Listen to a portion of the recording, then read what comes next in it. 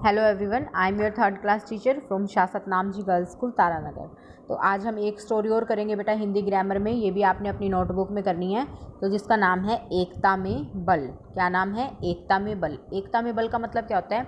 एकता यानी कि एक साथ रहो, बल यानी कि उसमें शक्ति होती है। जब हम एक साथ रहेंगे तो हमारी शक्ति बढ़ जाती है। अगर कोई भी काम है, जैसे अगर हम मिलजुल के करेंगे तो वो काम जल्दी हो जाएगा और बड़ी आसानी से भी हो जाएगा। एक दूसरे की हेल्प भी ले लेंगे और सही भी होगा।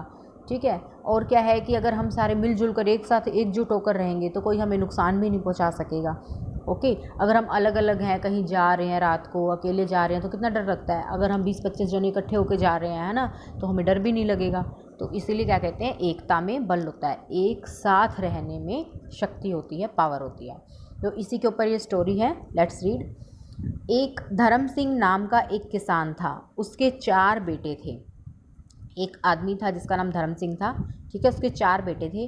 वे बहुत मेहनती और ईमानदार थे। बस अगर उनमें कोई बुरी बात थी तो यह कि उनका आपस में झगड़ा ही होता रहता था। हमेशा झगड़ते रहते थे। वो किसी बात पर आपस में सहमत नहीं होते थे। मतलब जब देखो, तूने गलत कर दिया, तूने ये करा है, मैंने तो ये नहीं करा, तूने ये करा है, तू गलत है। एक दूसरे से लड़ते रहते थे। काम तो बहुत ज़्यादा करते थे पर एक साथ मिल के नहीं रह सकते थे। जब भी इकट्ठे होते तो लड़ना शुरू कर देते थे। यह सब देखकर उनका पिता जो धर्म सिंह था वो बहुत दुखी होता था कि मेरे बेटे हैं, मेहनती भी हैं, सही हैं बिल्कुल, पर एक साथ नहीं रहते हैं। अगर इनको एक साथ नहीं रहेंगे तो उनको तो कोई भी कुछ भी आके मतलब लड़ाई करवा देगा। इनकी आपस में कोई भी प्रॉब्लम हो सकती है।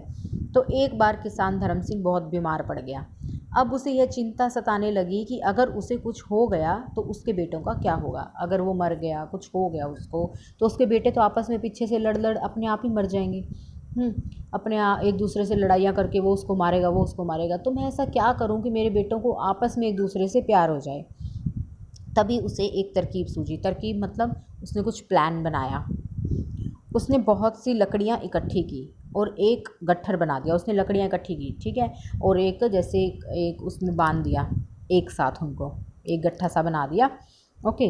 किसान ने अपने बेटों को बुलाया और उन्हें बारी बारी से वो गट्ठर तोड़ने को दिया। तो उसने कहा कि ये लो गट्ठर है लकड़ियों का, इसको तोड़ दो।